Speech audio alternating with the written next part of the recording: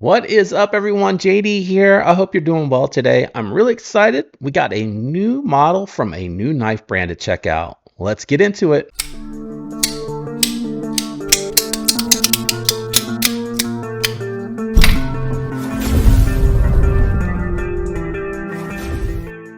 All right, guys, this one's coming from a brand new manufacturer out there, but it's not new like you aren't familiar with it. It's new in that Concept Knives has decided to create the brand Tenable, and we're looking at one of their new models today. This is the Prometheus.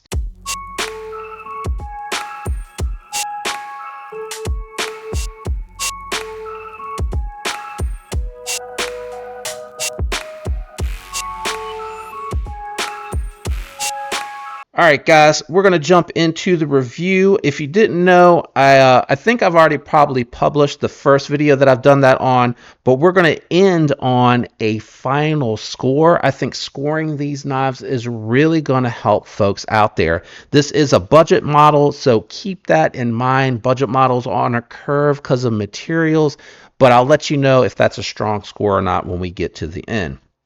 So what we're looking at here with my version of the Prometheus is a 14C 28N static washed blade. So it has that little bit of free reflectivity. You got steel liners, micarta scales with a anodized aluminum pivot collar, and nicely a titanium milled pocket clip on a budget knife. All right, let's jump into it, guys. Let's talk about this knife. It's very comfortable ergonomically. I'm a little surprised by that because when I first picked it up in hand out of the package, I was hanging off the back a little bit. But what they did here, and I didn't realize it until I started to cut with it, is they created this swell. And that swell actually makes it so the pinky can actually, even with my large hands, grip onto this knife. I imagine if you have medium to large hands, this is going to be even more comfortable for you. You can also a little bit choke up here and get into that poon for detailed work. While I was cutting with this knife, though, it felt very comfortable. The milled titanium pocket clip lays down nice and flat, so it was not uncomfortable in any way, shape, or form.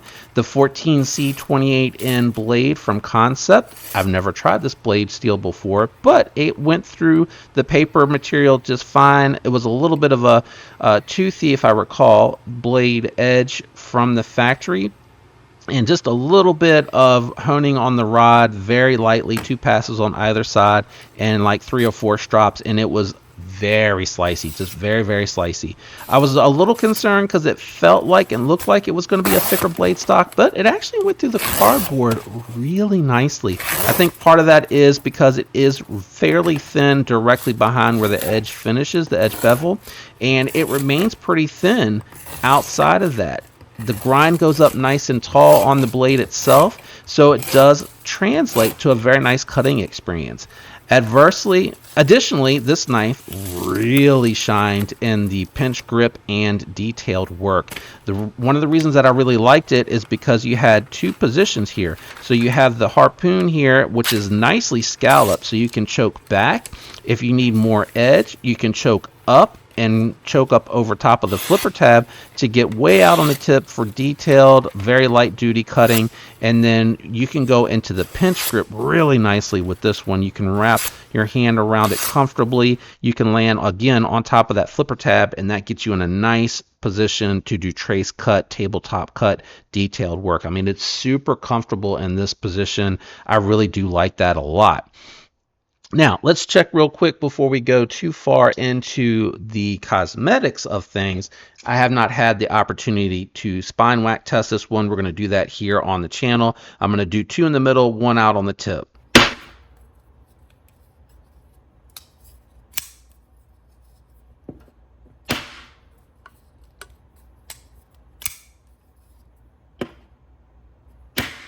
All right, so nice solid lockup. I do want to disclose I've already done the disassembly and maintenance on this one, and that's because mine, and this could be just my version, came with a very light detent. So what I was finding on mine is that it was failing a little easily. There I'm cheating. I'm using the actual handles here to kind of help control myself and not get enough leverage. But as soon as I go to do the regular flipper with just a little bit of tuning, I'm able to very easily, with a moderate flip here, moderately, I'm able to ramp up with a moderate amount of pressure and then kind of let it rip, and that really feels very nice and satisfying. It only has one means of deployment for those out there that like to have both. This is a flipper only knife, but with it strengthened up a little bit, I will say that it is very nice and satisfying to deploy and very easy to operate. I can consistently operate this knife. Now, lock bar access is okay. It's not really good, but it's not bad. It's just, again, this is probably me with the larger fingers, a little tight for me to gain access to. I'd have liked just a little bit more access, or if they could have just left this side a little bit taller. You can see they cut back here, and I think you could still cut back and match it up a little bit, but you could come up as well. The other thing that I noticed on this one, and I don't know if it was just my version or not, it looks like a little bit of a mist here on that particular spot. It kind of has like this double step on it where it does not have that on this side. This side's a much more clean scallop section. Here it looks like they kind of started the scallop and then it kind of jumped and went through, and it looks like that on the liner and on the micarta. So you can see it's like a little bump right there. So I thought that was weird. I think they probably could have dug in a little bit higher and just cleaned that all out, and it would have given a lot better access to the lock bar. Having said that, the most comfortable way is actually what I call the European disengagement, where you kind of slide it over, lift it up, and back your finger out of the way of the lock of the flipper tab there, so that you can get that disengaged past the detent ball break and get that closed. And then the other way that's pretty good too is lifting up, and you're able to easily kind of slide with that flipper tab over and get it where it's past the break. The break, I did notice, isn't terribly late. It's just that the placement of that flipper tab, because it comes over so far close to the lock bar access relief, it does impede a little bit there. I almost think they could have backed this scallop section up a little bit. I think if they would have backed it up to right about here, and you come in from here, you could still have that flipper tab land on the thumb. If you have it scalloped out here, you're going to be up higher. So it'll land there, and it'd be a little bit of a more seamless disengagement. Not huge points, just something that I've observed here. The other thing that I've noticed with this one, if you do not like a smooth micarta, this is a smooth micarta. I would have liked to have seen them do maybe some milling lines in this gunstock pattern here. It's not really... It's just an outline without it, but I think if they would have just done some micro milling here, it would have lended to have some traction on your fingertips. The pocket clip here, though, kind of helps you have something to keep from sliding up and down too much, and that flipper tab keeps you from sliding forward. On the pull-out cuts, though, you slide a little bit on the micarta, but as you use this knife and as you kind of get it to patina and you get some oil and grease from your hands in there, it'll get a little bit more tacky. Right now, it's just a little slick for me. I like the anodized pivot collar on here, giving a little bit of pop of color, and I really do like the static wash blade, and the blade shape on here are fantastic. They seem to be pretty much with the industry as far as their 14C28N heat treat. You know, it's not going to be an edge retention monster, but it's going to be really easy if you start to notice that it's fading on you as far as its fine edge, to drop that right back. Really easy. That's one of the beautiful things about 14C28N, is that it isn't an edge retention machine, but you can maintain it. It's pretty easy. Grab your honing rod and your strop, and you'll get it right back to a very fine edge. And if you're not pushing it through cardboard regularly, and you're just, cutting into packages to open them, occasionally breaking down a box, cutting some loose string, cutting a tag off of a product, it's going to work really well for you. The action on it is very, very smooth. It does have the race tracks built into the steel liners on the budget version, and it does have caged ceramic bearing like your Delrin washers. So the action is very, very nice. My biggest complaint is just really that lock bar access. The plunge grind ends back here around where my fingernail's hitting, so you're going to have plenty of sharpening life out of this one. It is going to get a little thick as you start to sharpen it, but it's not awful.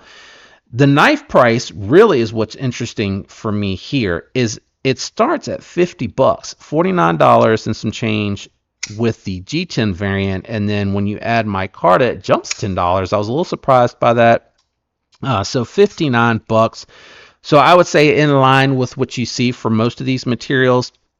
I think Kaiser probably beats it a little bit on that price point when you include materials like micarta and when you include materials like G10 with laminate carbon fiber on the top. You're still getting all of that for $49. It's a little bit more expensive here for that concept. Let's do some size comparisons and weigh the knife. All right, so I do have two that are in line in the budget realm on the table with the Tenable knives Prometheus, and that is going to be the QSP Vault, which has aluminum bolsters and micarta with their glide lock and a reversible pocket clip.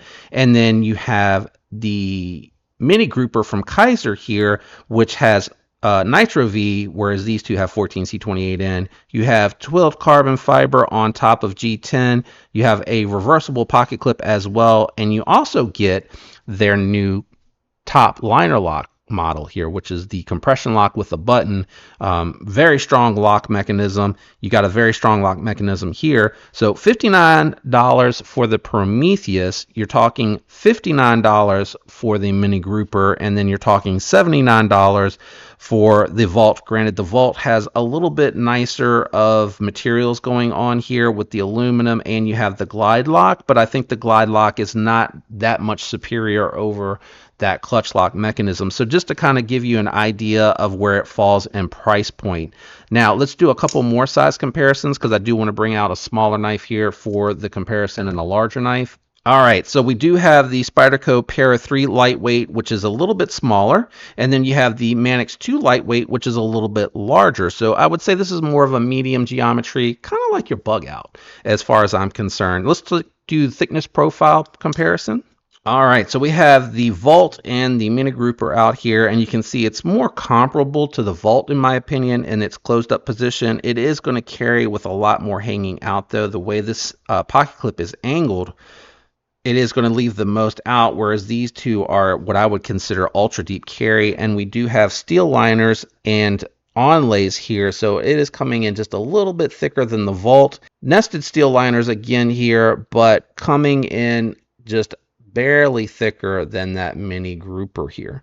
So those full steel liners going all the way out are going to be nice, because it's going to feel, you know, like you got a solid knife in the hand, but it does make it feel just a touch bit thicker overall. The weight coming in at 3.5, so nothing out of the ordinary here. That's pretty common. I think 3.5 ounces or so for a budget knife is pretty common.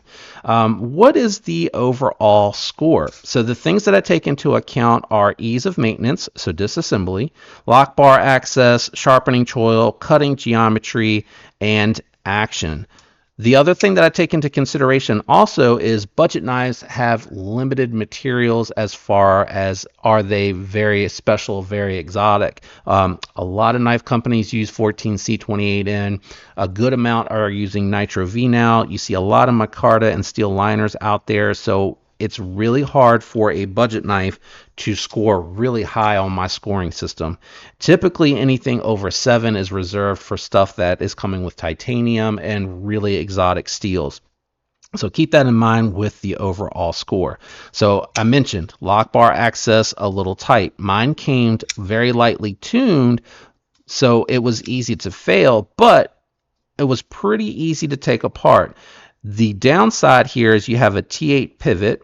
and you have T6 button screws. T6 screws are done really well. They're tooled and machined so that you have to get your bit very deep into it to take it out, so it doesn't feel like it's going to be one that strips easy, but you do need 2 sets of bits to do your disassembly, so that's something to keep in mind. Having said that, you did not need to remove the pocket clip unless, like me, you needed to tune it. So you could just take out the 3 screws, disassemble, clean, and lube, and then reassemble.